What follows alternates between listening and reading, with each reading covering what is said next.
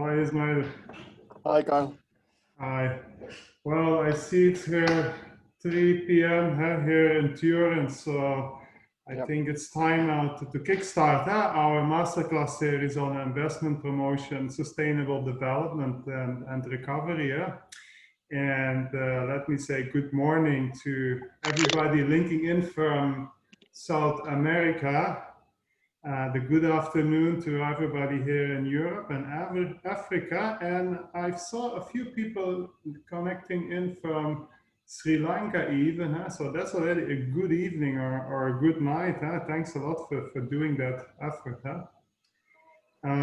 My name is Karl Pfeffer. I work for the training center here of the ILO based here in Turin, and together with the colleagues of WIPA, UNCTAD, UNIDO, and ILO, I have the pleasure to welcome you to this masterclass series. Before we continue, but I have to say, I think we all are already very experienced in how to behave in webinars. Indeed, I think everybody is muting their microphone.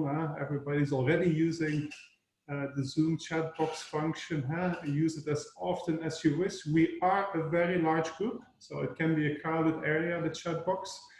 But we are monitoring it in case you have specific questions or comments or observations. And I also would like to highlight that this masterclass and all the subsequent masterclasses, they will be recorded and they will be made available on the eCampus. So welcome to this 5th edition already of the training course we organize annually, ILO and WIPA. And given the current challenges that we are facing, we changed a bit the delivery modalities for this 2020 edition. So this masterclass series, it will be a compromise between, at the one hand, our in-depth course that we organize here in Turin, and let's say more voluntarily webinars that are now out in abundance. We still wanted to offer what we call a semi-structured learning event, tailored for investment promotion agencies across the globe, which still offers the opportunity to not only attend the webinar, but also engage directly or indirectly through the discussion forum with your colleagues of other investment promotion agencies. And pending certain conditions, you might even get a certificate at the end of the ride. And before we go into the agenda, I would again recognize the partnership we are having with ILO, with WIPA. Without this would not have been possible. Hi, Ismail. Thank you, Carl. Thank you very much. It's great to see you again. And hello to everyone. I would like to welcome you all on behalf of WIPA. This year, this ILO and WIPA training has a bitter taste, I would say. We are unable to be in beautiful Turin to meet face to face. But the good part of it, then we were only able to have 30 people in the classroom. Now I see we have 113 already participated. And we also have UNIDO and UNCTAD also participated to us as partners. We would like to thank to them as well. I do hope that you are going to enjoy and you're going to benefit actually to all master classes during 5 weeks. And we are here for all your questions and for your answers. Please keep interacting. I would like to thank to Carl, of course, to turning this WIPA ILO training into an online version. Maybe this is the only positive effect of COVID, right? It would have taken another 5 years to switch to online versions. But now here we are. Here we are. Thank you, Carl, for everything. Thank you, Ismail. Exactly, accelerated the digital transformation that already was imminent last year. So let us look at the agenda for today. Of course, we are now in the welcome, and I would like to highlight that we have scheduled a 2-hour masterclass for today. I'm sure the next masterclasses will be a bit shorter. But today, of course, we have to go to the course logistics. We have to give you some formalities and sharing some information on how the next masterclasses will develop. So it will take a bit more of your time. So today we will look at the profile of the participants. Indeed, 116 already. We have even more registrations, meaning we have a very diverse group about which I would like to tell you more about in a few minutes. I also would like to highlight some of the expectations. Everybody comes in with certain expectations, but all these expectations, there was a certain common thread in all of them. A few minutes talking about this broader context, progress towards the Sustainable Development Goals in 2020. What were some of the findings, the preliminary findings, since in many countries we're still at the center of this crisis. Before we then hand over to our guests of today from UNCTAD and ILO and WIPO. Then we have a short question and answer session, and then I hope in 2 hours time, around 5 p.m., before 5 p.m. here in Central European time, to close the first masterclass. First of all, like Ismail says, this, of course, it has been a big challenge, but also created a huge opportunity to reach out to more people, to engage with more IPAs across the globe. And when we were designing this masterclass series, we were talking about more or less 50 people, to connect with 50 people digitally.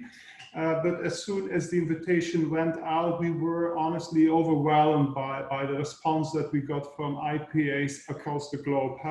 And it was very difficult for us to say no. So we started saying, okay, well, we cannot stop this anymore. The dam had breached indeed. So we have now more than 50 countries that are participating in this online event. Being either here actively here now in the webinar or contributing to this masterclass series to the online forum. So over 50 countries, and I think we have almost 150 people that have been accepted and registered. Here you see where they're coming from. This map is already outdated, since today we registered a few participants still. Second participants coming from Peru, and you can clearly see that Peru is still colored gray. So we have, if you look at the distribution of participants, you can see that the majority is coming from the Americas, Africa, and then Europe. And Asia Pacific are more or less equal, but there is a big group of countries coming from the Americas and the African countries. Now, we also ask you, and I've seen everybody's very active on the discussion forum, to give us some pictures. Well, we asked actually, give me a picture of what represents your IPA, and suddenly people said, well, no, let's do it differently. Very beautiful pictures arrived to us. We saw here the hammerhead sharks from Ecuador, and the volcanoes in Ecuador to the coast of Ireland, the wildebeest in the Serengeti, and the Indian Ocean in South Africa, Durban. This is just a first selection of the pictures that were online. If you're planning your new holidays for the next year, hopefully in post-COVID times, it's now a good opportunity to hook up with those participants from those very exotic places. We also asked you, how many years of experience do you have in terms of investment promotion? And you can also see that the diversity is not only geographically, but also in terms of experience. We have very highly experienced participants, and then also some newcomers, that are just starting into the investment promotion agencies. So this richness, not only geographically, but also in terms of experience in investment promotion and sustainable development, will for sure add value to this course. Now, we also ask participants to give us 3 words that describe best your current situation of your IPA. Isn't it, Ismail? You're still muted, yes. Yes, and the answers were quite interesting, actually. I mean, through the survey, we've been receiving a lot of answers. And while we were connecting with the IPAs throughout the COVID, We've been conducting as WIPA also some interviews, and believe me, every experience is different than the other, because there's not only one recipe which fixes this situation. But what we've been seeing also in the survey, that most of the people are finding this situation as challenging, development and exciting, as you see. I mean, not everything is negative in this situation. Challenging is not at all, in my opinion, also negative, and there are a lot of things to do. And what I understand from that picture, from that survey, is that people are looking forward to cooperate more, looking forward to develop more, and are ready for challenges times. In reality, some of them are saying that nothing in reality has changed. This is also another perspective. They are seeking investors, they are providing services, but as we always kept saying, investment promotion agencies are not there just to promote investments, but also to provide aftercare services and to provide some support to the investor, to existing investors actually. And this is the time when we should be delivering this actually. And we are not just promoting. The promotion part of the job is a bit decreasing, but aftercare services is getting more and more important. The existing investors, they need support, they need to be listened to, and this is being done by IPAs the best nowadays, and they are being exactly the excellent bridges between the governments and the private sector. And this is why actually this is one of the word that also coming out. We are excited actually to see what we can do together now by collaborating and by working together and by exchanging experiences. Thank you. Thank you, Ismail. This was indeed an interesting exercise. A lot of words that also catch my attention is transformation. Things are changing. Our environment is changing, and IPAs are a function of their environment. So this is, we also will post this word cloud online. If you have any other opinions, you can always add to that into the discussion forum. So expectations, like I said, we had, there was a survey that we did, a learning survey that we conducted prior to this, in the pre-course activities, which was massively done. I think over 100 people expressed their, and completed the expectations and the learning survey. And almost all expectations, except for a few, are pointing towards learning and what other IPAs are doing at this moment. There is this huge appetite and huge hunger amongst yourself, amongst IPA officials, for peer learning, were some words that came a lot, knowledge sharing, sharing of innovation, and on the new approaches that are being experimented with in the field. And that is, of course, a common thread that we see always, this huge appetite to interact with each other. So a majority of expectations were in that direction. Other expectations, of course, on how to link, how to optimize this relationship between the Sustainable Development Goals and the work of investment promotion agencies. And also several of you raised this, what is now this new role of investment promotion agencies in the post-COVID period? How can IPAs contribute to this concept, which we now hear coming back over and over again, building back better? This is a concept which we hear now a lot more in terms of the role of an investment promotion agencies.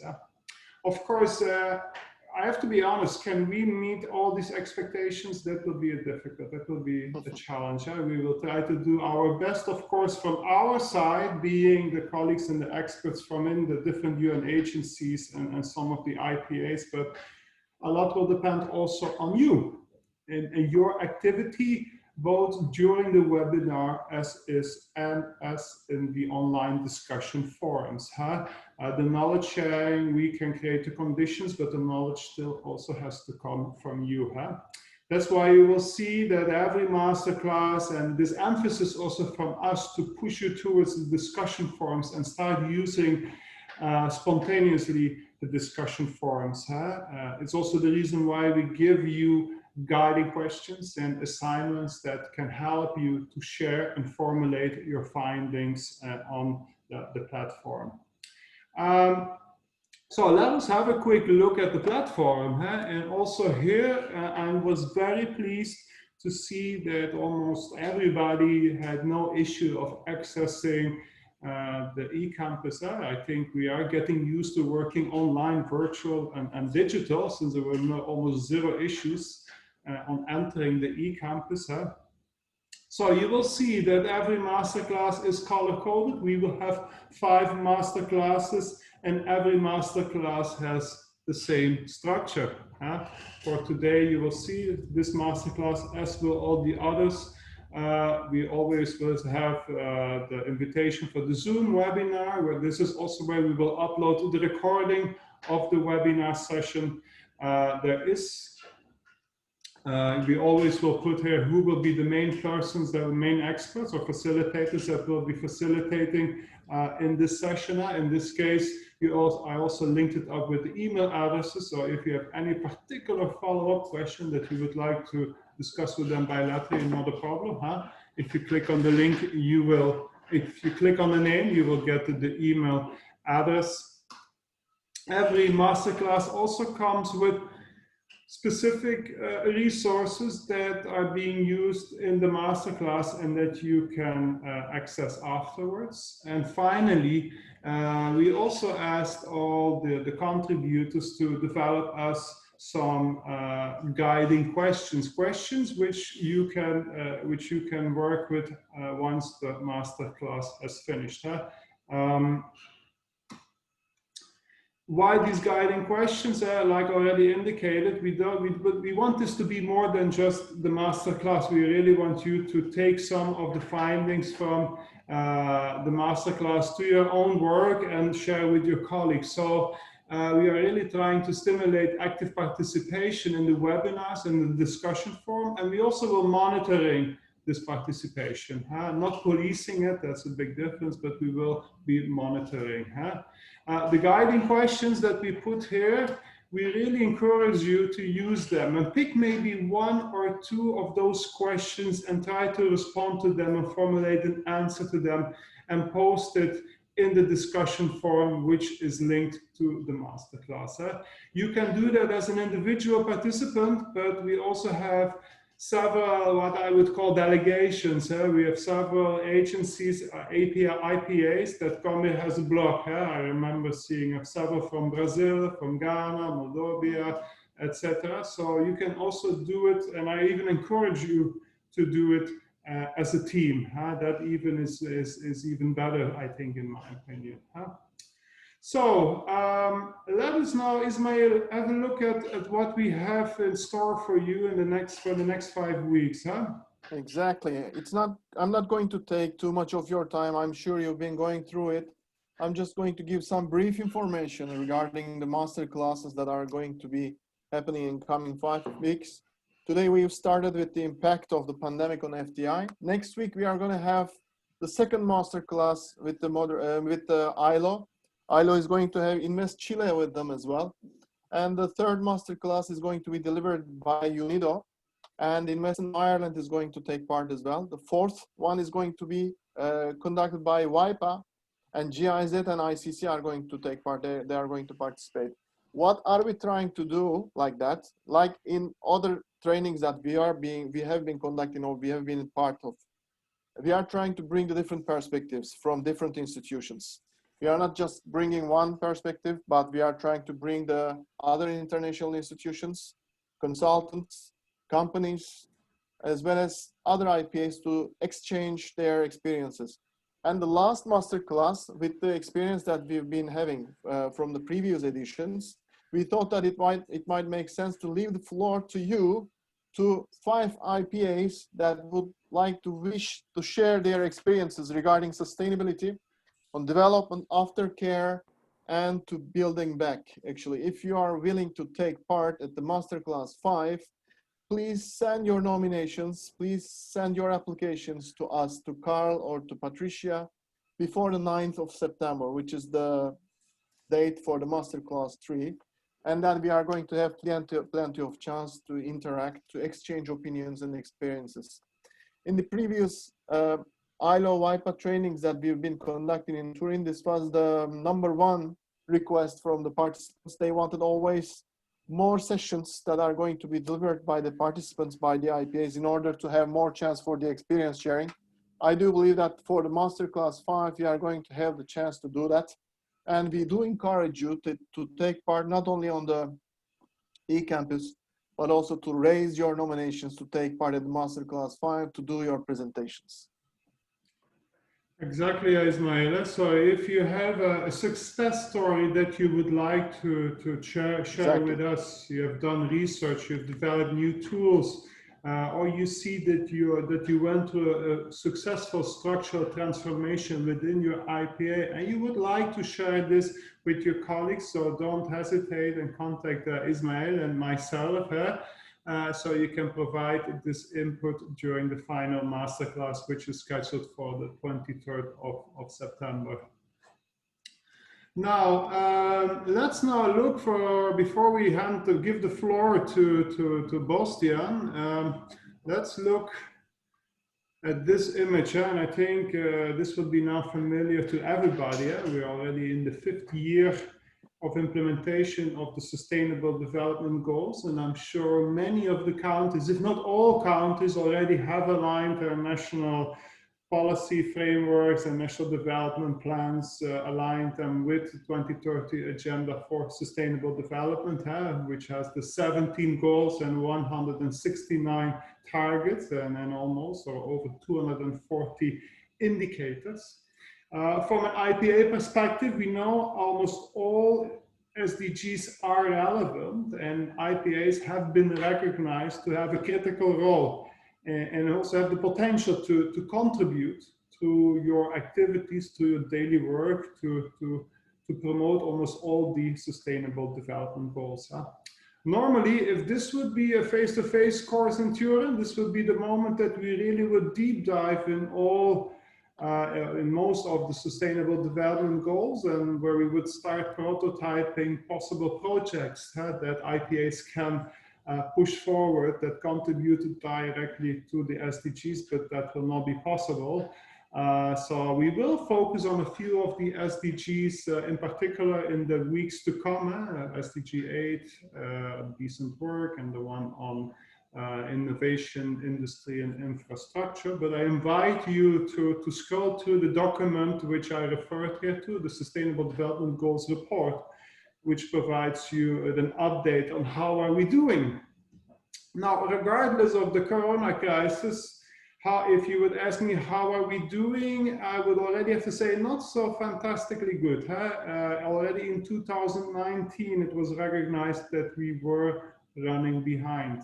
Hence, also the reason why we launched in 2019, in September, the decade of acceleration to push forward, because the goals, we were not on track to achieve them. Then came COVID-19, not good for the world and definitely not good for the Sustainable Development Goals. In the progress report, the Sustainable Development Goals Report 2020, it gives you a good overview on what was for now the impact. As I said, we are still in the center of this crisis, in the center of this storm, but it doesn't look all too positive. These are just a few highlights from this report, and just to highlight here, for the first time in 30 years, the number of people living in extreme poverty is growing, estimated to be 70 million. This is the first time in 30 years that this is happening. In correlation and in relation to that, also we see the informal economy is growing massively, which of course has to do with the rise of poverty around the world.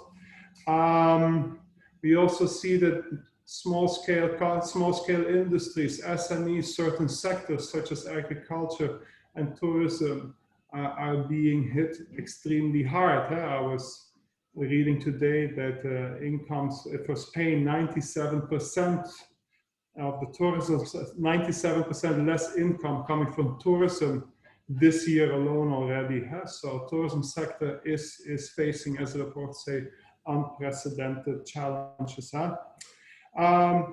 it's very clear that the health crisis has been transformed into an economic and a social crisis. Huh? No, but let me finish this short introduction and before handing back to Ismail with a quote, which is also coming into this report. Now is this the big question. So do we still meet the SDGs? Don't we have other priorities? Well, it's very clear that the crisis reconfirms only the importance of this 2030 agenda for sustainable development. Huh? And sometimes I say maybe if progress was better, if we were progressing better on the SDGs, it would have mitigated the social and economic impact of the crisis. Huh? In any case, the crisis, like the report says, it does not undermine the case for the SDGs, and it only underscores the urgency of their implementation. And let me add to this also the critical role of investment promotion agencies in this regard. Huh? Ismail. Thank you, Carl. I'm instructed to keep the time by Paul and to keep the energy high by Gita. Please don't rely on my jokes to keep the energy high, but I rely on you and on your positive energy, as far as I see from the Zoom group chat as well, that the energy is going to keep pretty high as well. I rely on the speakers as well, because we have 3 extraordinary speakers today with us. We have Boštjan Skalar of WIPA. He is the executive director of the association since 5 years. He has been working as a diplomat before, and he has been working in the private sector as well. More importantly, he has led one IPA. Therefore, he has plenty of experience in the area. And most importantly, he's my boss. So let's start with him. Boštjan, the floor is yours. Thank you very much, Ismail. I hope you all hear me well. Perfect. Great. Let me say first, I liked the graph where you showed the different pictures and as well the words. And I like the word optimistic. Nevertheless, what we just saw in the last graph, that we are far behind the agenda, especially of the Sustainable Development Goals, I still believe that we should be optimistic, and the IPAs are the ones who will step up the game. Let me just in the beginning warmly welcome all the participants. I heard from 50 countries, almost 150 people registered, but now I guess almost around 130 joined to us. So welcome to all. I do wish, as Carl already said, and Ismail, and I would like first to thank, of course, to Carl and to whole ILO team and whole UNCTAD and UNIDO team that we brought this together. I would wish to be now in the beautiful Turin, especially the campus there next to the Po River is excellent and gives energy that Ismail will now try to keep up, although we are not in that area. But I still believe that having this opportunity to be online is extremely important. So we are inevitably, let's say, in the middle of the crisis, any kind of economic, social, developmental crisis. And this COVID-19 pandemic will definitely impact current and future activities. So the result of a survey that we ran earlier this year indicated that 98% of IPAs are in some way impacted by the virus. 75% said that impact is either high or very high.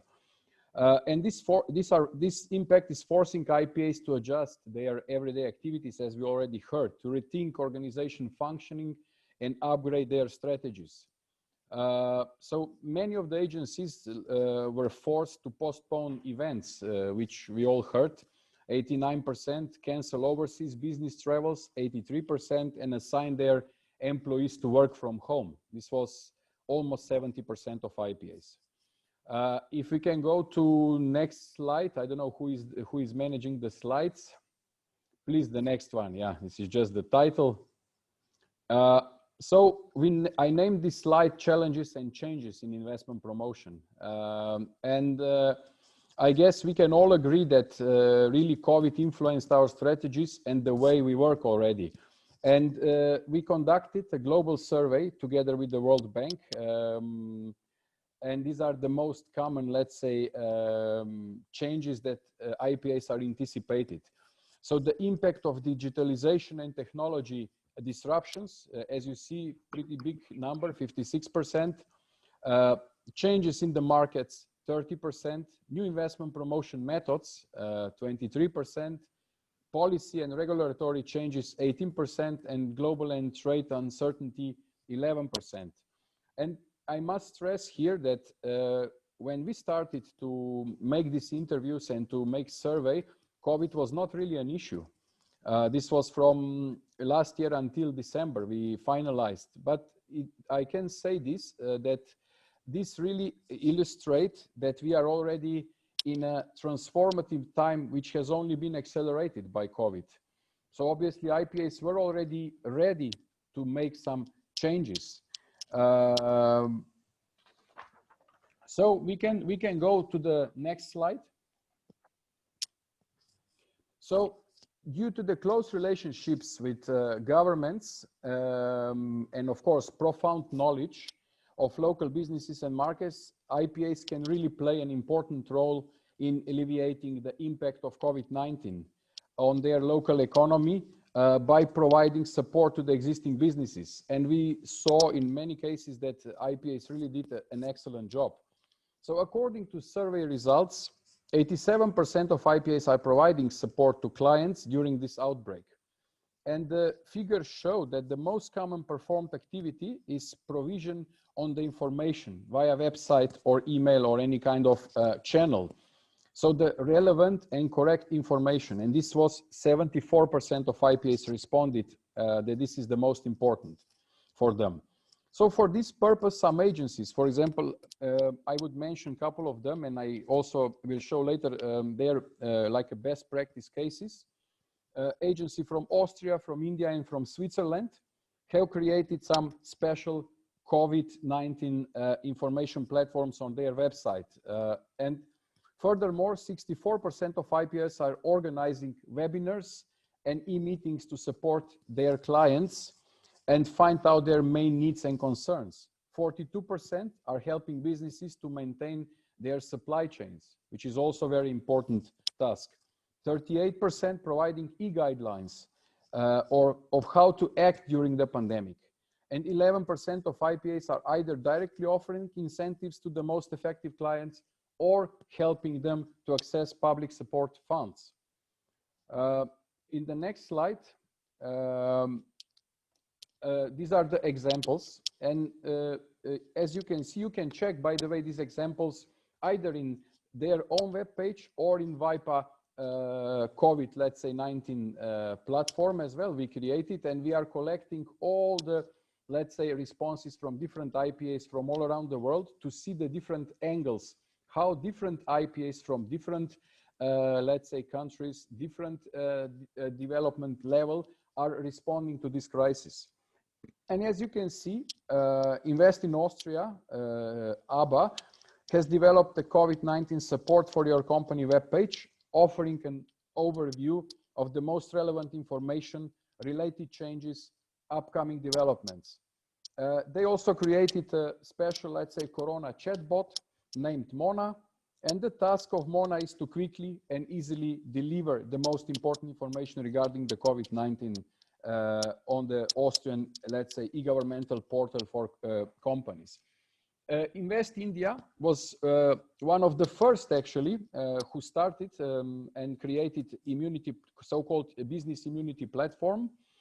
What actually I would like to stress here was the really quick response.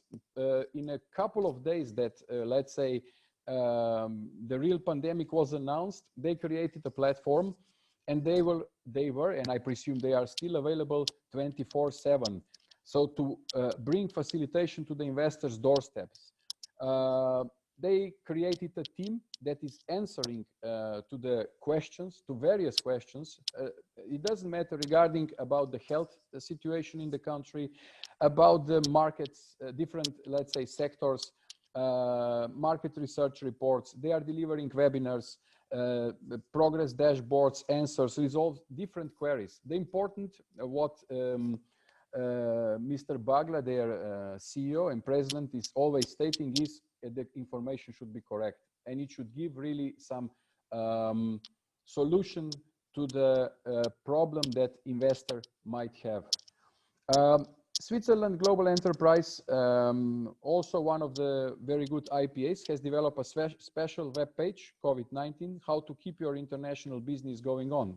So they immediately give you the hint that your business should go on. So we are here to help you with comprehensive information about the effects of COVID on supply chain, movements, good digital commerce, and mitigate your potential risks so you can go back to track. So I would like to say, if you have similar platforms, please do not hesitate to share with us. It's still not, I would say, ending, obviously. As far as we see currently, it's under control, but in some, let's say, regions in the world, the COVID is again increasing. So there are again more affected people. So please do share with us, because it's always good to learn with each other and from each other.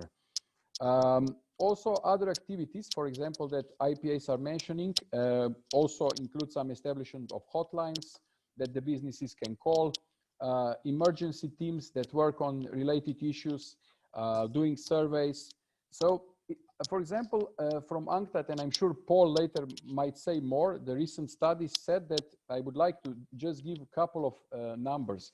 They studied 174 national IPAs website, and these couple of numbers that I would like to give are really good ones, actually. So 64% of agencies had rapid online response to the COVID-19 pandemic, where 40% of IPAs websites provided some of comprehensive information, and 24% notification, let's say, that they are working on. So a really good response of IPAs. So in the next slide, if we can go, please. Yes, thank you very much. We need to know that it's not only investors that IPAs are serving. IPAs are the real intermediate body that are working on one hand with investors, and on the other hand, they are working with their respective governments, so they are bosses. And of course, they can be of immense help as well, not only to clients, as we said, but to the governments. So they are in a very close contact with businesses. What is the most important thing is that they systematically identify issues that the investors might face, and then feedback their governments and their, let's say, principals with right information that they can tackle those issues, like with creating different, let's say, business environment, laws, bylaws, any kind of actions, let's say some subventions. Our survey earlier this year was indicating that 87%, as you can see, of IPAs are supporting their respective governments in this matter.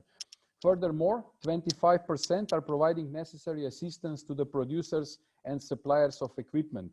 So even equipment. So for example, I can here point out, I saw one of the first cases was Ghana, which was providing, for example, through some sponsors, the face masks, which was the most needed equipment at that time. Disinfection products, medical devices. Small, let's say, proportion of IPAs also supported the public health sector in finding additional workforce, 4%, because we know that there was a shortage of the workforce in that particular, let's say, peak points. In the next slide, please. I would like to say something about the sectors. Of course, this might differ from different surveys that the institutions were doing, but I believe that the sectors that we put here in this presentation are pretty well represented. And Carl already said before, services and hotels and restaurants were the most affected, and this was stated by, let's say, 84% of IPAs. And of course, together, following the other travel and tourism related services, 65%. And we know that all these things are affected as well with international travels. So the airline companies are terribly affected. Some of them are actually at the edge of the collapse. And luckily now they are trying to restructure, to, let's say, resume their activities. Other highly affected sectors by IPAs are manufacturing, especially of vehicles and other transport equipment. 38%, construction as well slowed down a lot, and as well then construction to the tourist sector as they are lacking, let's say, the fuel. real estate and business services, and all these results, for example, I would mention here just as Karel said a couple of words, the United Nations World Tourism Organization estimates that international tourist arrivals could decline by 20 to 30% in 2020. So this would translate into a loss of 300 to 450 billion US dollars in international tourism receipts. So almost 1/3 of the 1.5 trillion generated globally in the worst case. This was stated by UNWTO. Furthermore, results are consistent with the findings from the World Bank survey, slightly differ, but more or less in line with what we are here providing, actually. In the next slide, slide 8, we try to give some recommendations, medium and long-term recommended actions actually to IPAs. I'm sorry. Of course, they would differ from country to country, from, let's say, region to region. But in the short term, definitely, IPAs need to act swiftly and proactively to alleviate the impact, overall impact of COVID to the economies, and of course, especially working closely with their respective governments in supporting the existing investors and as well the governments, of course. I believe this is the time for IPAs for the strategic readjustments to prepare for the post-COVID-19 period. And when we look at the slowdown in investment projects worldwide, so what types of companies and sectors are still moving ahead with projects? This would be a very important to define.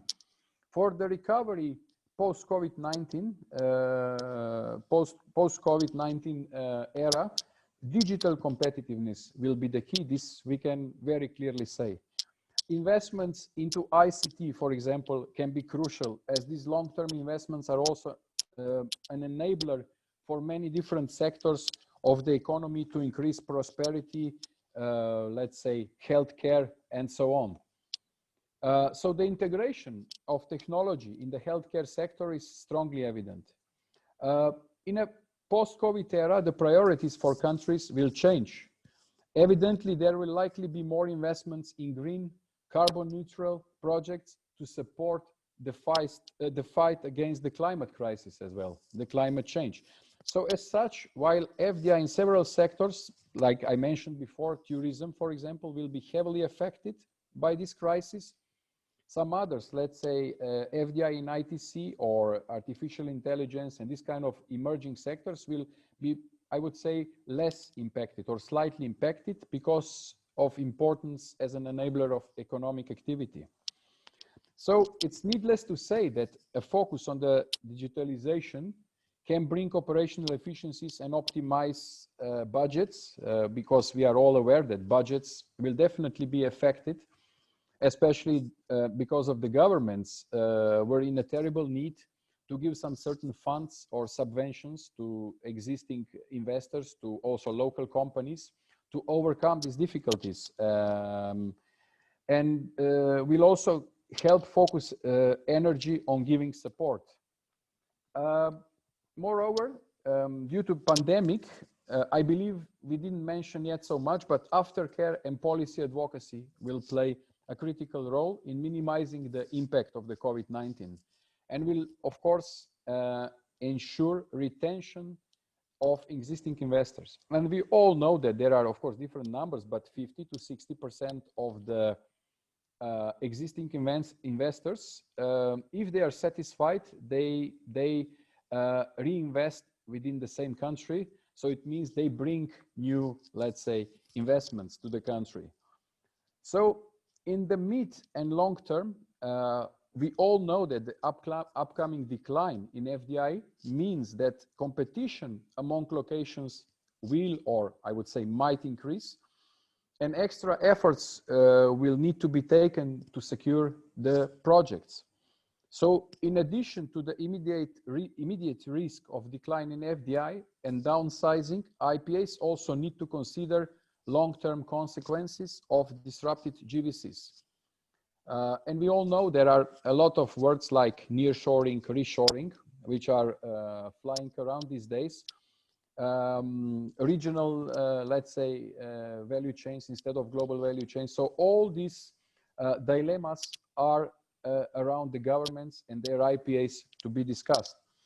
So as I mentioned before, the digital technology, artificial intelligence, e-commerce, cybersecurity will for sure gain in importance, especially on the realm of services. So therefore, in the long term, IPAs may focus on the following activities that I listed here in my presentation, especially rethinking investment promotion strategy and channels that might be used for the promotion in the future, rethinking organizational structure of the agency and its budget allocation. So maybe going towards more lean organization. Reprioritization of target sectors is a natural thing. Maybe there will be a need to reprioritize the sectors.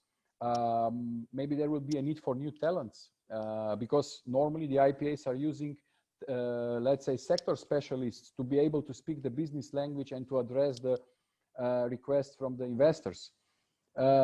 Startups would gain in importance most possibly, or scale ups.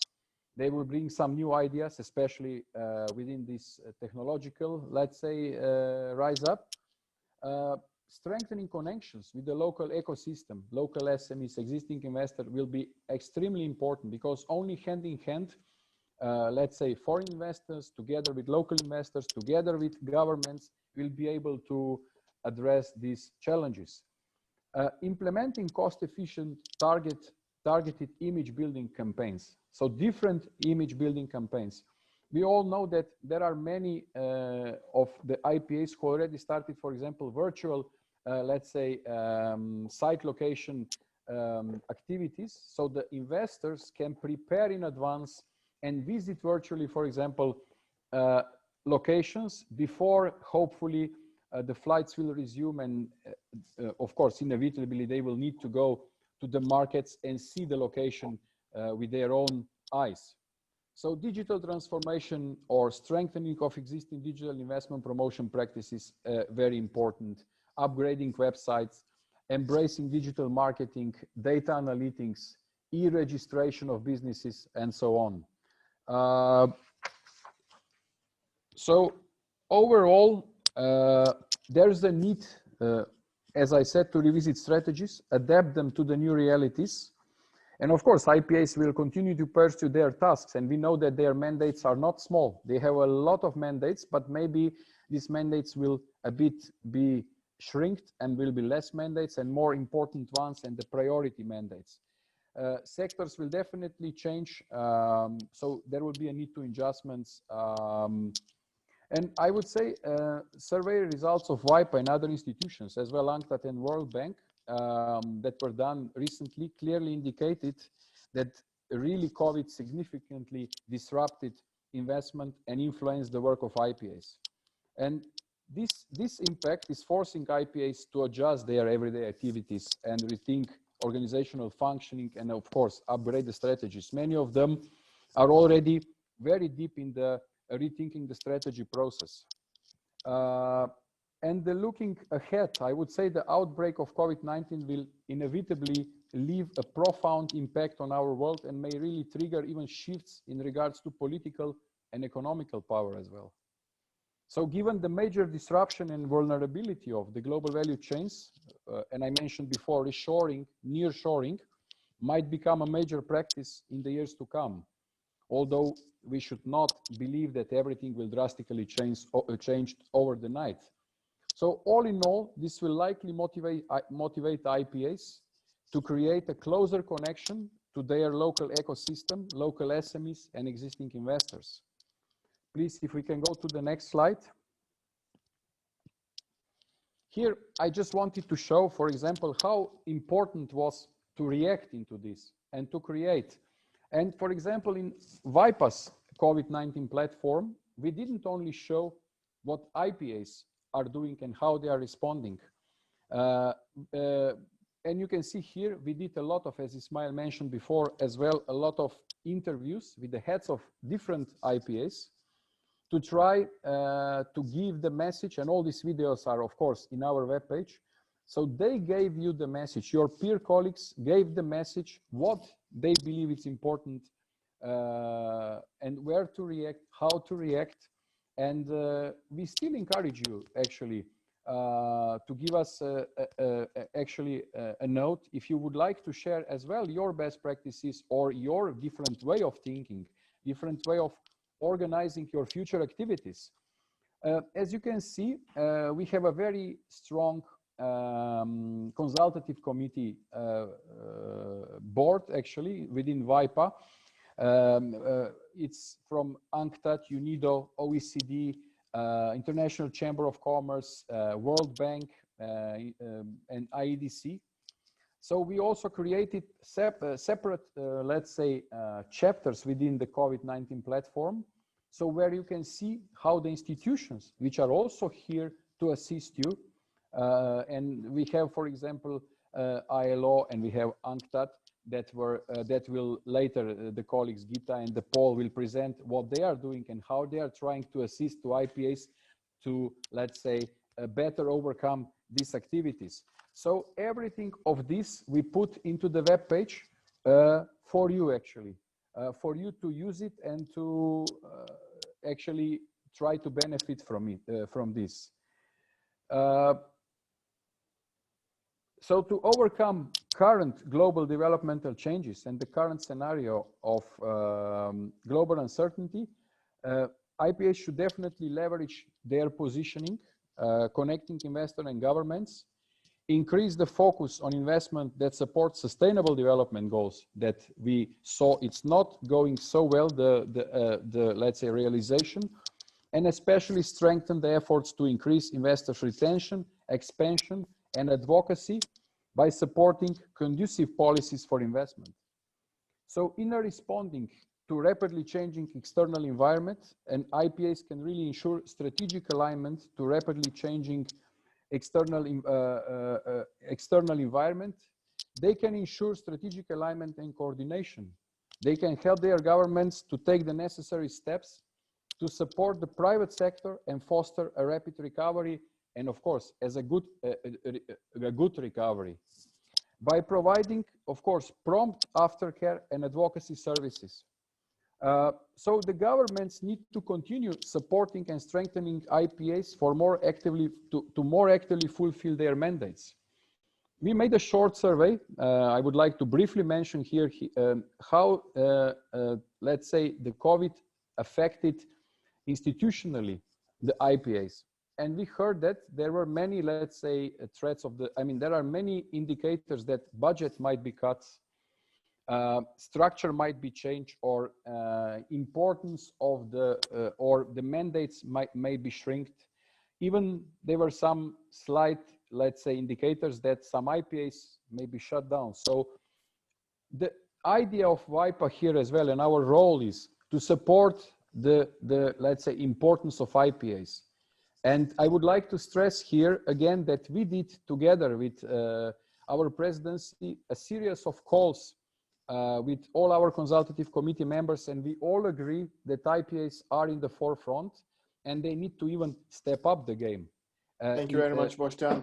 Thank you. So I just would like to remind you that we have just past 20 minutes, even more than that. So I will make it just a minute. I have it. I'm on the last. Yes. So sorry for being 1 minute. Okay.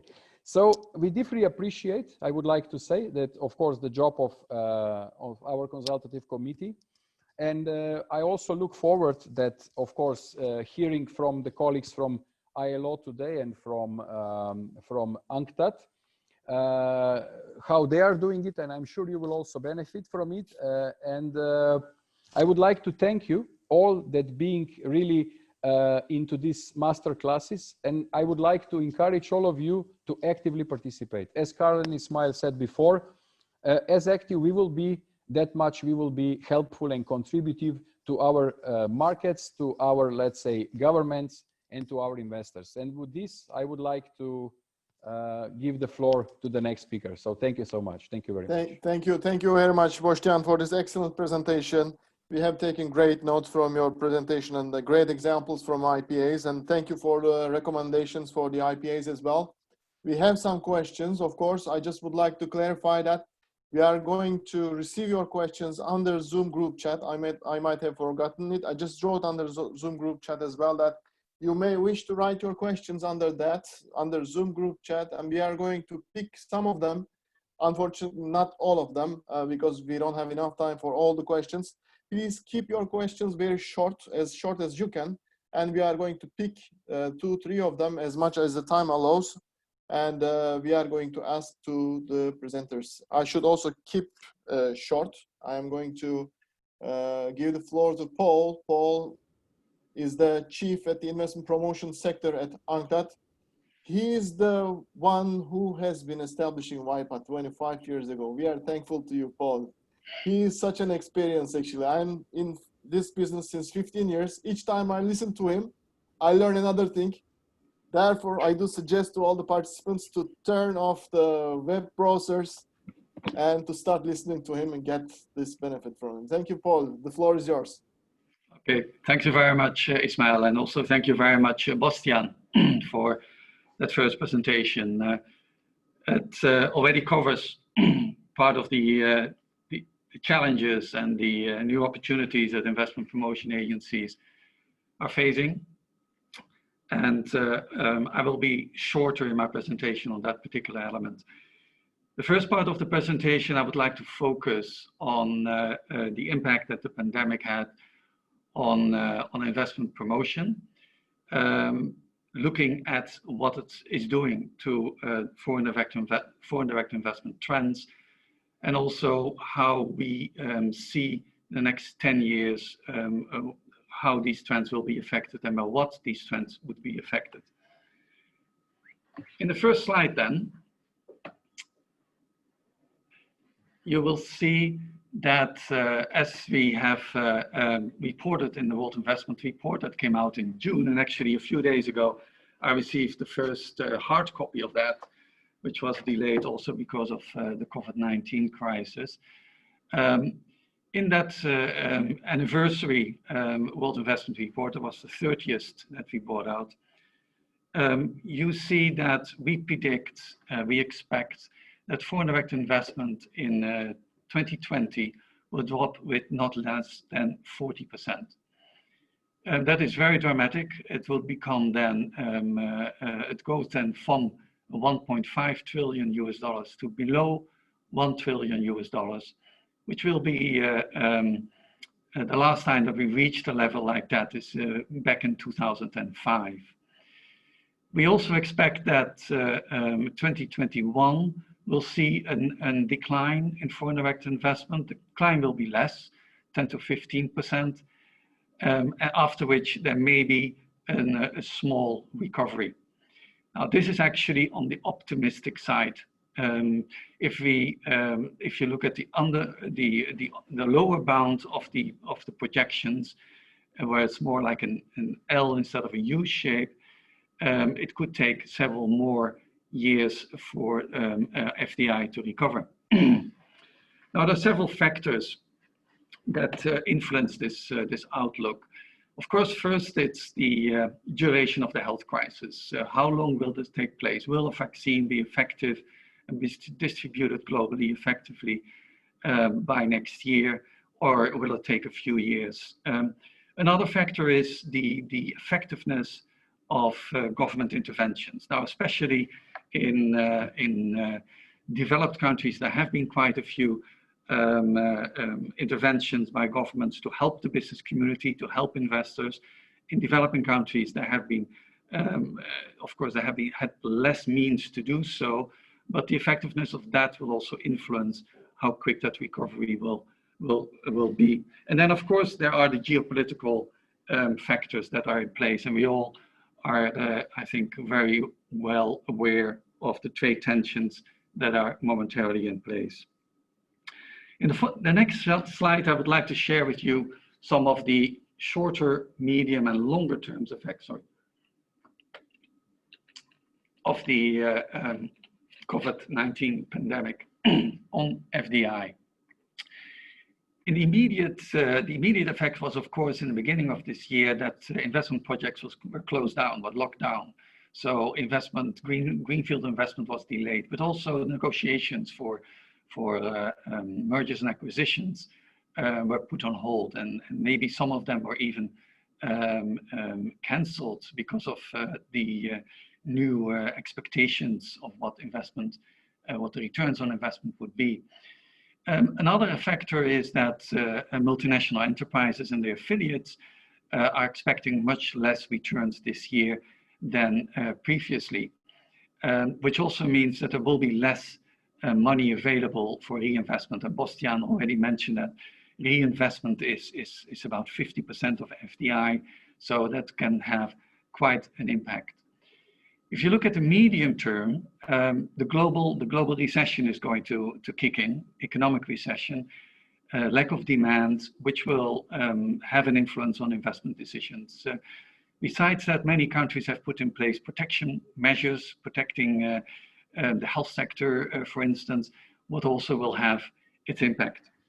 On the longer term, we expect that multinational enterprises that have felt the influence of a pandemic like that on their supply chains will try to become more resilient. And as Bastiaan already mentioned, we do expect some reshoring, nearshoring, and of investment and of activities by multinational enterprises. The next slide shows you the regions. I will be short on that. I will not go in detail. As it says, the projections are that all economies, all regions will be affected by the decline. Developing countries a little bit more than developed countries, and that is because they rely more on global value chains, global value chain intensive industries. They also rely more on extraction industries, mining, oil. Those are affected in two ways, by a lower demand, but also by lower commodity prices. So that effect is there. As I mentioned already, many developing countries were not in a position to put in place protective measures for the business community as some of the developed countries did. Now, if you look at the different regions, the most affected actually would be Latin America and the Caribbean, where we expect about half of foreign direct investment as it was previously. That is quite a big amount, but that is as a region as a whole. Today, for instance, a report came out by The Economist on supply chain changes and how that will affect Latin America. And there you can see, and they make an estimate of that, which countries in Latin America are better prepared to take up some of the activities, some of the investment projects that are now in Asia when some reshoring, nearshoring of investment will take place in the years to come. So for those who are interested in Latin America and the Caribbean, I advise you to have a look at that particular study.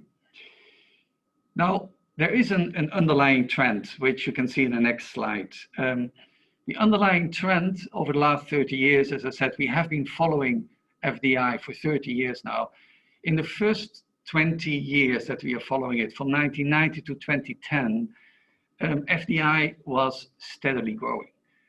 Driven by liberalizations in countries, by investment promotion. Most of the IPAs that you're working in were established in the 1990s. The WIPA was established in the 1990s. It was a period in which investment was on the run. It was a period in which governments were relying on export-led growth. Trade costs were going down in that period as well. So that made that all possible. Now, the last 10 years, we will see a slowdown, a stagnation of foreign direct investment. That stagnation is, for a large part, the result of more protectionist measures that we are seeing in countries. And if you're interested in that, UNCTAD is also monitoring those. but also a decline in the return on foreign direct investment, and that is in all regions the case, even in regions where that return, like in Africa, was actually quite high in the past. But also because more foreign direct investment is asset light these days, and the digitalization of many of global value chains, and also the bigger representation of services in FDI are causing that. Now, the next 10 years will be 10 years of transformation, as we call it at UNCTAD. Now, those 10 years will be, FDI will be affected by a lot by the pandemic, by what policy measures, the policy reaction to that, the economic reaction to that, but also by some of the mega trends that were already in place before the pandemic hit the globe. Those are, and you see that in the next slide, the new industrial revolution that many of you have heard of, or the Industry 4.0, economic nationalism that is taking place in many countries, and you're very familiar with that as well, and the sustainability imperative. Sustainability trends, the SDGs were, and I'm very happy, by the way, that the SDGs are still the focus of this particular masterclass series, because they are very important, and I will say not that much about it during this particular presentation, but UNCTAD also has prepared a guide for investment promotion agencies on how to promote SDG projects, SDG investment, and I will ask Carl to put that also on your e-campus. But the SDGs and all these treaties that are in place on climate change, they start to bite now. Governments are implementing regulations, policies. The consumer is demanding more sustainable products, but also climate change has its toll on supply chains. Weather disruptions have disrupted supply chains. So that all has an influence on how M&Es are looking at these supply chains and may make changes in the years to come. Now, the next slide shows some of the trajectories that we are looking at for international production. And Bastian already mentioned reshoring, onshoring, nearshoring. The drivers behind that is partly the automation. Automation causes that for certain industries, it will be now economically viable to bring those investment projects onshore. Labor costs will play less of a role. But also this particular pandemic has put self-reliance on specific sectors like the medical sector, on the food security, has put that back high on the priority list. So that is also one of the factors that may drive that reshoring trajectory. Diversification is another one that actually goes in a different direction, not in the direction of reshoring. It actually brings that companies, instead of having a large scale investment projects in which they do a specific activity, may do that now in the form of smaller projects in different locations, so that if the supply from one location is not secure because of a pandemic or because of a weather event, that they can still secure the supply from another location. So that actually opens new investment opportunities for certain IPAs and something to look at. Now, if you look at what kind of sectors that will be the case, these are still then sectors that are dependent on low-cost labor, so like textiles industries. But you may also think of a more higher value services like telecommuting in the engineering or the marketing sector. That could also be an area that you can look at. Regionalization was mentioned before. That is definitely going to be a trend. We expect less efficiency seeking and more market seeking investment, looking for domestic markets, but also regional markets. One sector I would immediately think of is the food and beverage sector. There you may see more regional supply chains. So again, investment promotion agency have to look at their strategies and may have to change some of that as well. Another trend is replication that may be not applicable for many sectors. That refers to the 3D printing, additive manufacturing, as they also call it. It has played a role during the pandemic because some of the medical equipment, for instance, were not available all of a sudden. And we even heard of some IPAs that played a role, for instance, in Africa, that they were an in-between between some experts in 3D printing in Europe and some companies in Africa to duplicate medical equipment through 3D printing. So this is a trend that makes it possible, that is made possible and driven by new technologies and also the policies and policy in certain countries to be more self-reliant for in certain sectors. But for IPAs, there may be less of a role to play at this particular point. That brings me to the IPA response that we have been observing at UNCTAD during the last couple of months, and some of the new directions that IPAs can play. I believe I have maybe a few more minutes to go through these.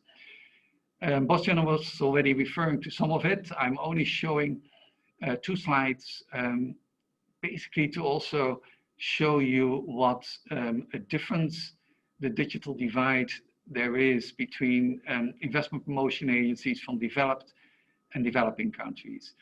We saw immediately that IPAs were in trouble in March, April. They had to change the way they worked, their modus operandi, as we mentioned in one of our publications. They had to start working from home. They had to bring all their services online. Some were not really equipped to do that yet. Others were and took advantage of that situation. Especially in Europe, we saw that some IPAs really reacted very fast and bought a very comprehensive service offering online for companies dealing with the consequences of lockdowns, how to help companies to survive that needed some financial assistance, but also reacting to the opening up of the economy again, in which some of the IPAs, like the Rwanda Development Board, they brought out guidelines for the hospitality sector, for instance, on how to open up your businesses again. So this is one of the lesser developed countries that has had an IPA, and you see here in the last column, the least developed countries, that 64% of IPAs actually did very little or nothing online. We're not able to do anything online to service the investor community, but some were actually very good in doing so. Bastian already mentioned the business immunity platform of the Invest India. That was one of the early reactors to the crisis. We have been following their activities very closely. Definitely a best practice example to follow. There were others in other continents. The Brazilian Apex did extremely well. They were very good in servicing, especially their traders, to sector analysis that they brought online. One of the first agencies that we saw reacting to the crisis was Austrade, that deals with trade and investment, and they were helping through webinars some of their business people, their investors, how to deal with the crisis at that point only in China. So there has been a variety and very interesting for us reaction to this. And also some of the IPAs, as was mentioned earlier, like the IPA of Italy and the IPA of Ethiopia, that played a very significant role in helping companies, investors, foreign companies, to transform their production lines towards producing PPEs for the local market. A very Thank you, Paul. We have last 2 minutes. Just yes, very good. So that brings me to the before last slide, in which I will just say how now IPAs are dealing with with the opening up of the economy, looking for new investment opportunities. The Bahrain agency, for instance, was one of the first to emphasize new investment opportunities after the crisis. The Austrian agency was also mentioned earlier, has been doing that. Others are working on mitigating the effects of the COVID-19, looking at re-educating people who lost their jobs for industries where there are new opportunities. Costa Rica is doing that, Ireland is doing that. So and there are plenty of good practice examples that you can look at. And that brings me to the last slide with some of the observations on the shifts that IPA may need to do in strategic. When you look at strategies, more looking at market-seeking investment instead of efficiency-seeking investment.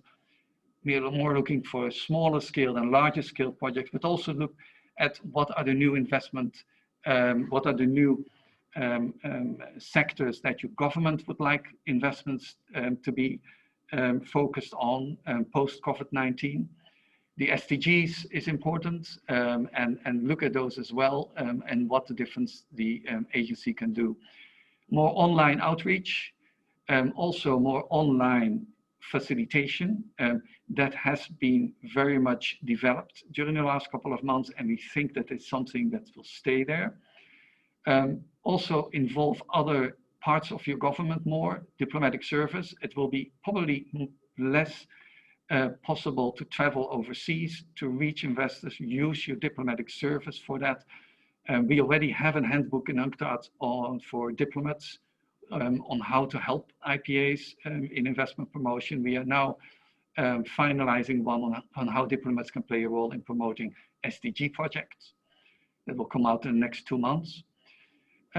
More strategic long-term support. Now your masterclass number 3 will be on that subject. I will not say anything about that. Increased attention for data. Now the face-to-face client relationship is more difficult. We have seen IPAs reaching out with surveys. We think that is there to stay and also to play a role in policy advocacy. And last but not least, more strategic partnership. IPAs have been reaching out to traditional partners like WIPA, like UNCTAD, during their crisis, and they need to develop more of those particular partnerships to help them, and also more regional cooperation, also to capture some of that regional market-seeking FDI. I leave it here. I look forward to Thank you so much, Paul, for sharing all this precious information, precious suggestions, and your UNCTAD's perspective regarding immediate impact of COVID on FDI. And I would like to give the floor now to Gita Roylans. She is the brain behind the ILO WIPA trainings, actually 5 years ago.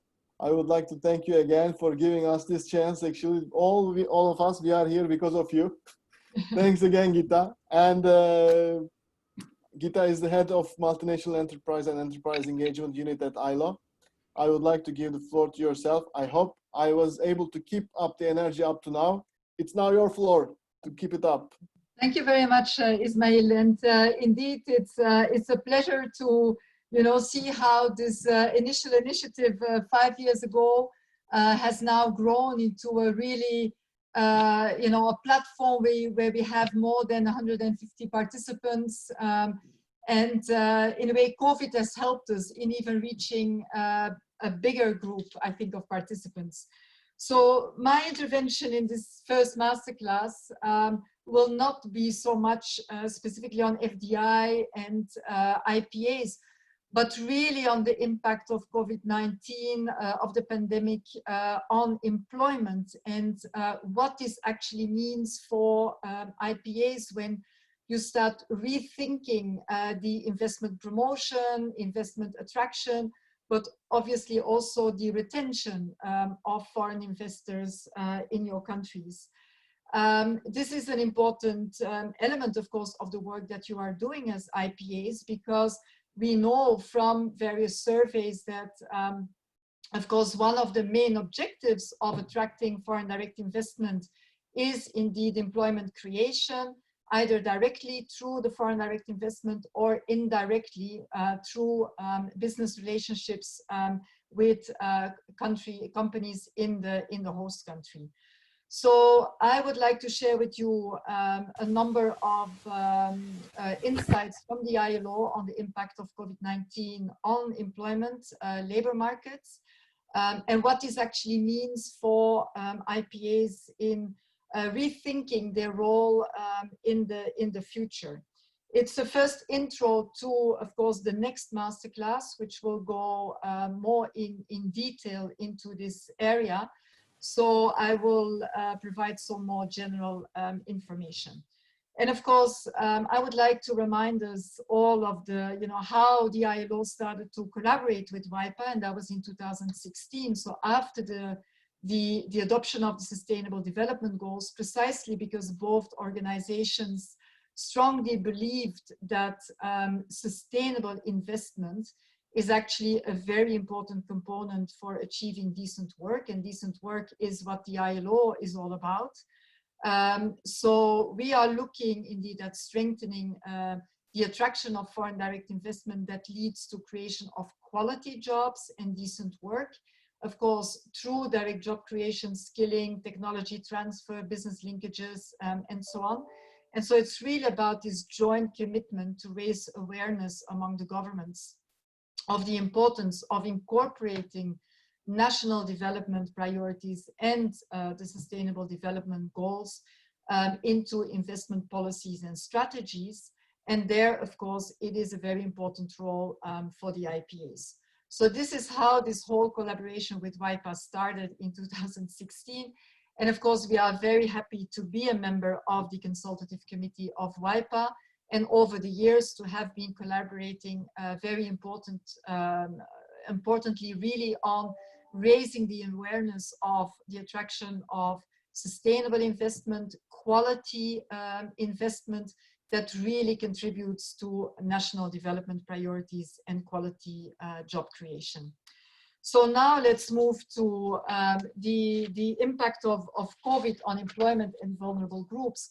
And in the same way as UNCTAD and WIPA has been looking at the impact of COVID-19 on FDI, on what IPAs are doing, the ILO immediately from the start in March started to monitor the impact of COVID-19 on the world of work.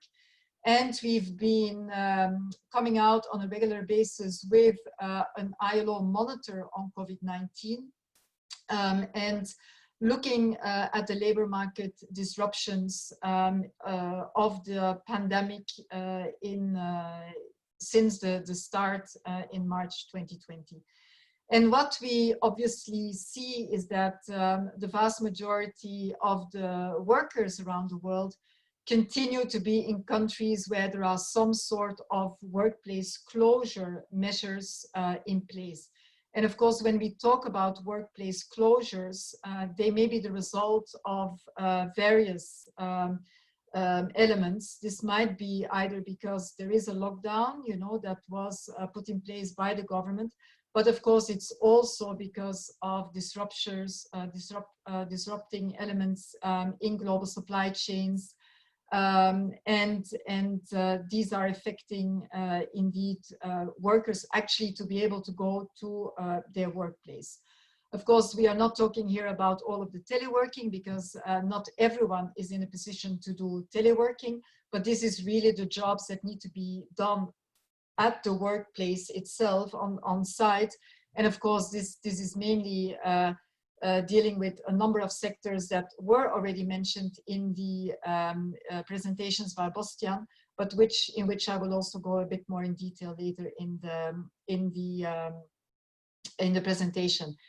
So in general, there has been an enormous loss in working hours, and we are actually expressing this in working hours and not just in overall job losses. And these, when you look at the working hours, these are of course due to various factors. It's because there have been put in place a number of mechanisms in countries that have put workers on shorter hours or on temporary leave, but also some of them have actually been put into inactivity and actually have also been going into unemployment.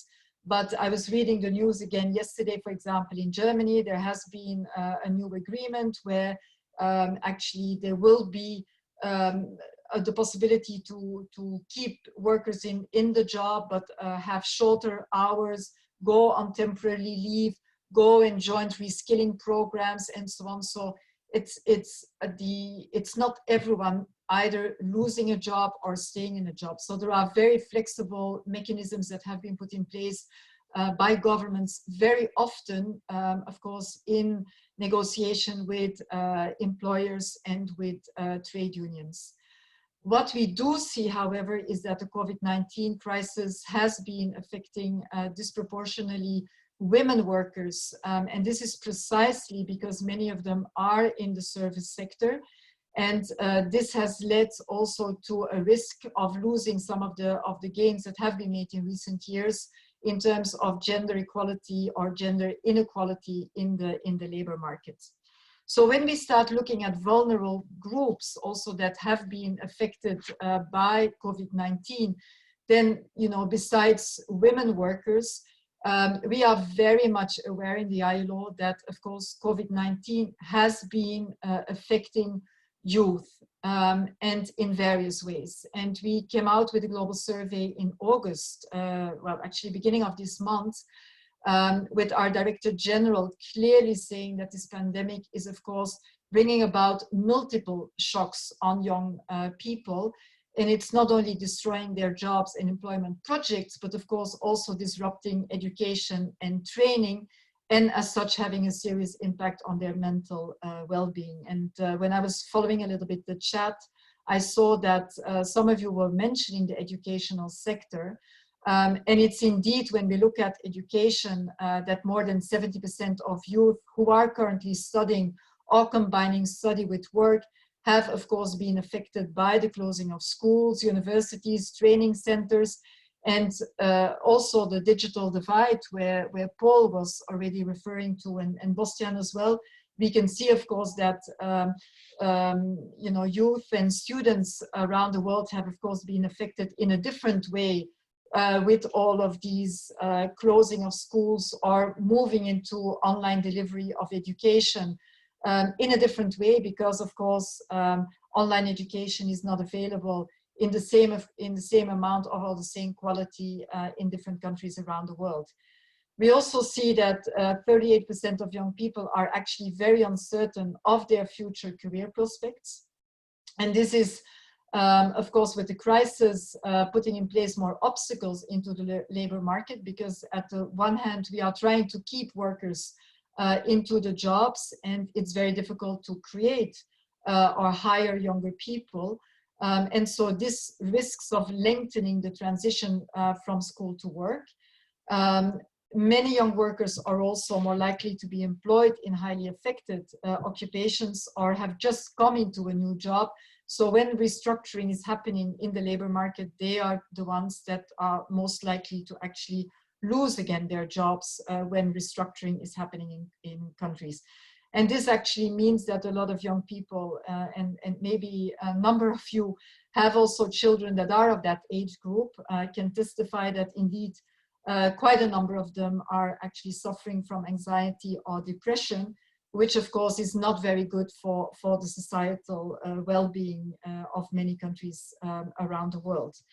So when we start looking into the different sectors that were already mentioned by Bastian and by Paul, the ILO actually has a very specific webpage on the impact of COVID-19 on employment in the different sectors.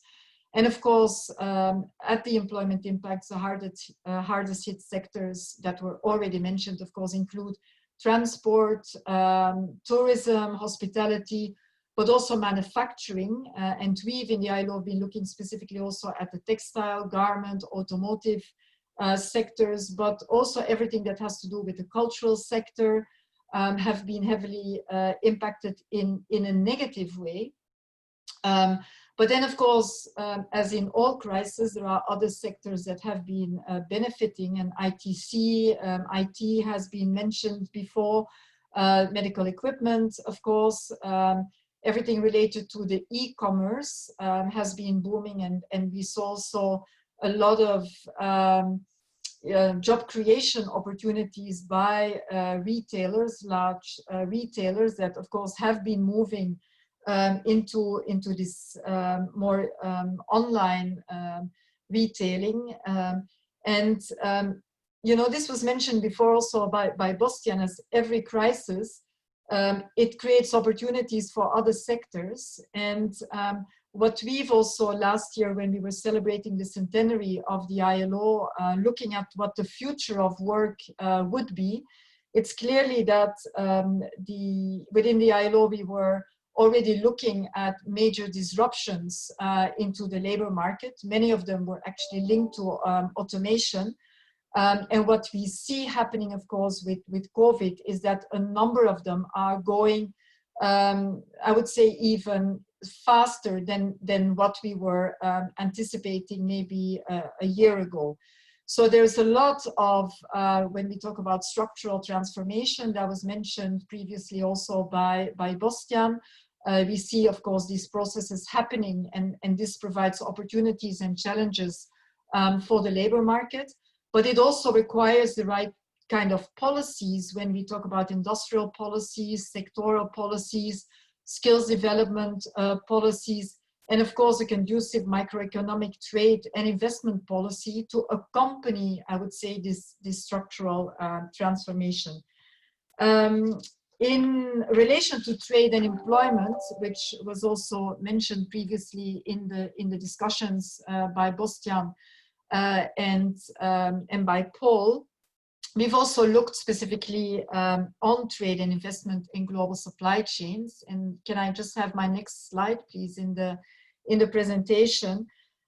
We've clearly seen disruptions of global supply chains, and both, I would say, from the production end, where, of course, a lot of the production happening in Asia was affected by the first wave of COVID-19, which, of course, generated a lot of impacts then on employment in those countries that were dependent on the pieces that had to come from the other side of the world because of some challenges in transport. But then, of course, also we saw a lot of impacts from the demand side in global supply chains. And of course, also the impacts of the lockdown measures. So clearly the crisis has revealed the fragility of the modern global supply chain model and a lot of the just-in-time production. And that, of course, is also feeding in. I mean, Paul was giving, you know, the 4 different scenarios in where the global supply chains are going. And of course, there is a lot of potential also for the restructuring of global supply chains when it comes to the IPAs. What we've seen, of course, is that this the realization of being highly dependent on what's happening in other parts of the world has, of course, led to a lot of reflecting on the impact of having this dependency on production in the other part of the world, and whether we are dealing with medical equipment or whether we are dealing, you know, with production of textiles, for example, or electronic material, are parts of automotive. Of course, they are all different reflections that are currently happening, but it's clear that diverse sourcing will be the key to building stronger, smarter supply chains and ensuring a lasting recovery. And a lot of the terms that I have in my slide, of course, were already mentioned by the previous speakers on reshoring, nearshoring, multiple sourcing, and of course, there are also the elements of the automation of production. And of course, this depends a lot on corporate decisions, but of course not only on the corporate decisions, because it has to do a lot also with government policies. And what we saw, of course, during the crisis, and maybe a number of you were actually involved in these policies, but of course, bringing back production was clearly on the agenda of a number of countries. In the US, of course, it's not new. It might have been there before, but again, accelerated through the pandemic, but also Japan giving incentives to bring back production to Japan, and a number of other countries. I've just mentioned these two, but we saw a number of other countries, which of course has impacts on jobs from where the production is coming back from, but of course has then job creation potential for where the production is coming back. But we also see, of course, policies in limiting exports of essential goods, but also opportunities for increased matchmaking with local producers. And I think that is really also where the retention of foreign direct investments and the role for IPAs, again, in what can be done in the matchmaking between, or increased matchmaking with local producers, local enterprise development, and vocational training. Now, in terms of the ILO response framework to COVID-19, and I think this is important to actually share this with you, because immediately, I mean, the ILO came with a response framework. And for those of you who are not very familiar with the ILO as an international organization, we have 188 member states. And we have a very specific setup that we do not only have governments as part of our governance structure, but also employers, so employers organizations, and we also have workers organizations, so the trade unions within the ILO policy making and standard setting.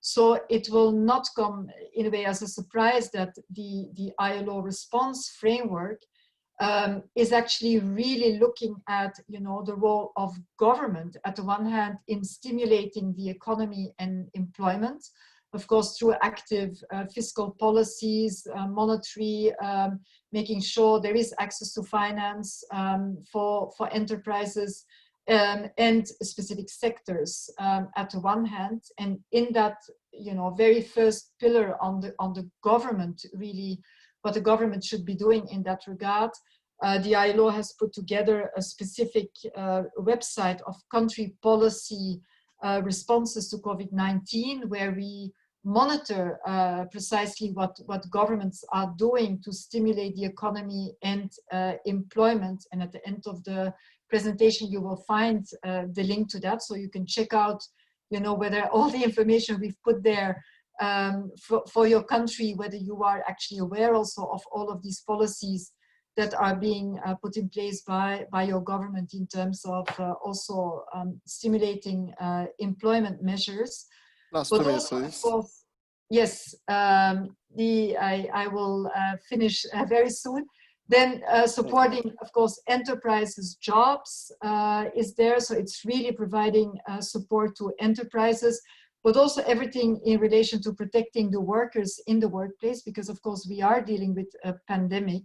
So everything that is related to occupational safety and health, adapting work arrangements, teleworking, where we are looking at, but also looking at health access for all, because of course it's very good that in certain countries there is you know, a lockdown measures, but what happens actually with a lot of the workers that are in informal economy that do not have access to social protection and so on, or in income supporting or replacing measures. So it's a real challenge for many countries, of course. And then the fourth pillar is relying on social dialogue, and that is precisely social dialogue at the different levels, whether it's at the government, I mean national level, with government social partners coming together to look at which measures are best for their country, but also at the enterprise level, of course, management and workers looking at what is actually the best solution to keep the company going in these difficult times, when there are difficult times and there is a need for restructuring, but also looking at, you know, where are the opportunities actually in this current crisis for the company to move forward. And again, on that element of social dialogue, we have a whole website on specific initiatives that have been taken involving governments, employers, and workers to deal with specific challenges in relation to COVID-19. And I would like to highlight here the specific initiative that has been taken on the garment sector, because immediately, of course, there were huge challenges in the supply chain of garments, with companies having to close down in Cambodia, Myanmar, and so on, because some of the major brands were, you know, ending, you know, some of the contracts they had, or canceling the orders that they had, and that had a major impact, of course, on employment and companies in sourcing or supplying companies in sourcing countries such as Myanmar and Bangladesh and so on. So I would just like to end this this first one with a number of questions actually for the IPAs, and a number of questions that maybe you can reflect on for the next masterclass, which will be diving deeper into, of course, the employment dimension of investment attraction and retention, is specifically on thinking on that link, you know, between FDI attraction, retention, and of course the impact of COVID-19, and what your country experience is in that regard, and what could be done better. And better is a word that we actually are using now a lot in the ILO and in the broader UN context, because, you know, the coming out of the crisis should not be going back what was before. Because as Carl mentioned, I mean, before was not the ideal world that we were looking for. And that's why, you know, we have the SDGs and we want to actually have a better world. So that's where the whole building back better actually comes in, because we are looking at how the response to the crisis can actually be an opportunity to address already existing inequalities that were there before the crisis. And of course, a number of new challenges, especially for the vulnerable groups, as I mentioned, women, youth, but also indigenous populations or people with disabilities, and the environmental challenges. You know, so how can building back from this crisis be an opportunity to actually building back better towards more inclusive and sustainable growth? And that is then coming back to the better normal, which is what RDG is always talking about. It's not the new normal, but it's actually should be a better normal. And there it's also for the IPAs, you know, in terms of the policies that you would need from your government to actually facilitate your work as an IPA in dealing with these corporate strategies, as well as some of the continued, of course, global health crisis. And we will be going ups and down, you know, with these, it's like an elastic band, you know, the dealing with these pandemic, but also the already, you know, the disruptions that were there as well, caused by increased automation, of course, and the environmental challenges and opportunities towards more sustainable production systems. So these are the questions that I would like to actually leave you with to prepare maybe for the next masterclass. And then, you know, my last slide is really about all of the links that are useful for you to dive deeper into a number of these elements. And I was very pleased also, of course, to see that Bostian already in his slide, of course, mentioned also all of the links that you have to the websites of the members of the consultative committee of WIPA. And of course, that link there are the same links that I've now mentioned here. But I added a specific link to the ILO Global Summit that we had on COVID-19 and the world of work that we had in the beginning of July, where we had really heads of state talking about building a better future of work.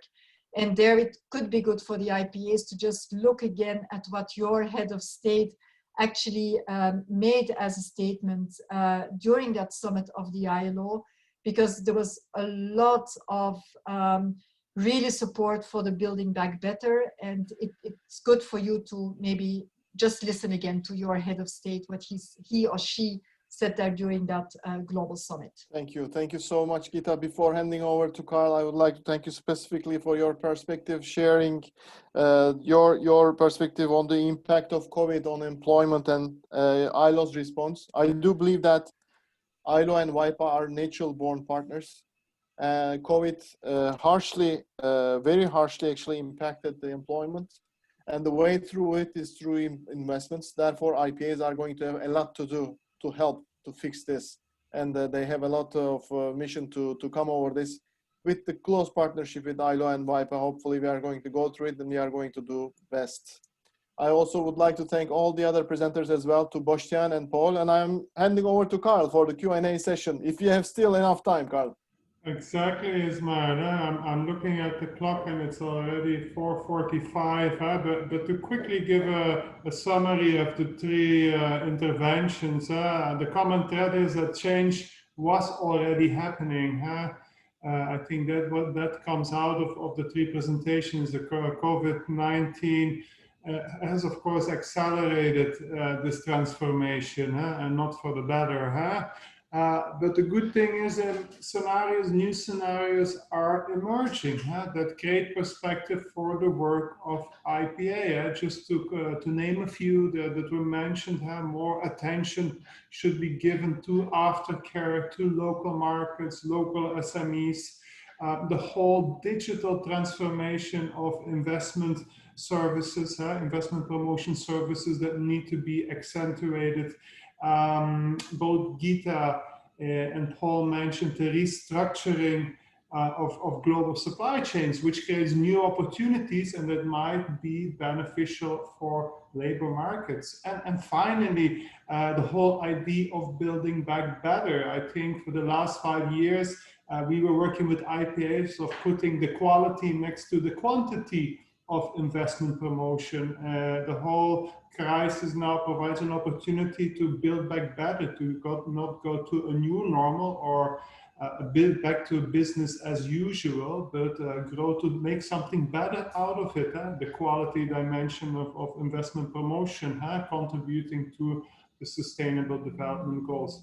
Now we have maybe one or we don't have actually so much time for questions, but I already want to highlight all the references that were already given in the chat box. Thanks for that. I think this makes it immediately very interactive and makes it a third dimension to the discussions that we're having, the immediate responses of what I read, what are you doing as an IPA. A question that came up very often, and I'll try to create a summary, and I think this is mainly to Bostian and maybe also Paul, is, okay, we are talking about the digital transformation of investment promotion services. Do you have already any evidence, Bostian or Paul, that this also is working? How effective is now the current digital promotion? I'm not sure if you already can provide us with an answer, but this question came up several times, the effectiveness of digital promotion. And Bostian, you would like to give it a try?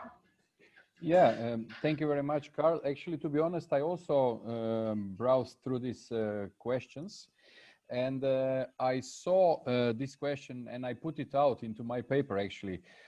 As I mentioned before, this virtual site selection options are already in place in some agencies. So it means that some investors are really in reality checking. I can't say now numbers, but we saw a couple of cases. I heard even there are some mobile apps created that also let investor through some either help or assistance, or I don't know, it's promoted, the investment promotion goes through mobile apps. Then, of course, online, as I mentioned before, for example, I mentioned before this Mona. So it's like a website online digital help. So it means that there are these options put in place already at least, of course, Gita was very much right, and Paul as well, that it's not all IPAs who can afford, even financially, to manage these things and to invest into infrastructure. But I believe this is the future, and maybe there will be a need to reprioritize our actions, as I said, and then maybe not using the general channels for promotion in the future, but create new ones, and hopefully, let's say, the ones that can be also cost effective. And I guess this is where I will stop. Thank you, Bastian. I actually would like to give now, just to conclude the input now, also to maybe Paul would like to say maybe one key message that you would like to give to the IPAs. And then afterwards, I also would like to give that opportunity to Gita. One key message. Key message. Now, I'd like to answer that question as well on how effective online promotion is. Now, the investment cycle is always longer than trade decisions on trade. So on investment promotion, there is no yet an answer. That would be too quick. Yeah, investment promotion agencies have to see what are the alternatives. At the moment, there are none. If you cannot travel, this is the way to go. Investment promotion agencies have to work on their digital tools and reach out at this particular moment with investment opportunities online. Now, but facilitation, on the other hand, because you actually mentioned facilitation in your question, there we have seen that many agencies have put regulations, for instance, that previously had to be done physically. They have put that online, and we think that that is a trend that will not go back. They will not go back to the forms that had to be filled in one-stop shops or in ministries. A lot of that will stay online. And those agencies that had the digital infrastructure in place when the crisis hit, they have an advantage. They took use of that advantage. And let it be a wake-up call for agencies that were not, because I don't think at this stage there are alternatives. Money is saved on travel and other activities. Those could be redirected towards investment in digital infrastructure. Thank you, Paul. Gita, I see just on the last minute question, there was a question on the female workers. If you wish, you can answer that also. If not, you can go to the key message, your final key message. Yes, Carl. I just saw that message indeed on the question on the the effect on women workers. And of course, I mean, as I mentioned, first of all, a lot of women actually work in the sectors that have been heavily affected by the crisis, whether it's in the hotel business or in manufacturing and so on, in hospitality. I mean, there's a lot of sectors where actually women are active in that have been affected by the crisis. But secondly, women have also been affected by many of the, I would say, the lockdown measures, where all of a sudden, of course, there were children at home. So for those women that were teleworking, they had to take on the additional roles of also taking care of the children when they were home. So it created a lot of additional pressures for women. And actually the ILO has done a very specific policy brief on that issue. So I will also share that policy brief with the participants. We can upload it also on the platform. I mean, my key message is really to see how the current crisis provides an opportunity. And I was very happy to see, in the beginning, the slide with all of the key words that came from the IPAs. Like going through every crisis, it makes you think about the kind of work you're actually doing. And we all should be looking at how this provides an opportunity for doing better, at what we're doing. And this could be, of course, in the way of how we work, using digital and so on, but also the content of the work that we are actually doing. How can we make a difference in this in this current crisis. And for IPAs, I think it is really thinking of, you know, in the current crisis in your country, what are the kind of investments that are really needed for the country now? How can you as an IPA play a role in actually, you know, facilitating investment, retaining the investment that is currently there, making more linkages maybe with national enterprises to look at more local job creation, repurposing actually of production. We haven't actually talked about that, but of course we've seen a lot of repurposing of production of automotive companies going into the production of ventilators and so on. So there's a lot, I mean, the kind of reskilling.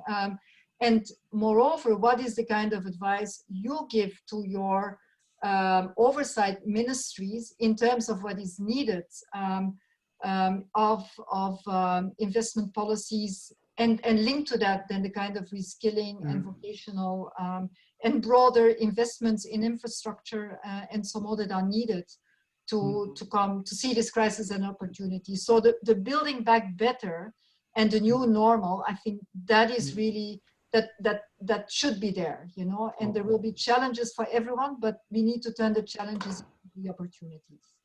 Thank you. Thank you very much, Gita. Thank you also very much, Paul and Bastian, for the input. And this brings me also to the end of this first masterclass with these guiding questions. We would very much for this dialogue and this knowledge sharing to continue also once the masterclass has been concluded.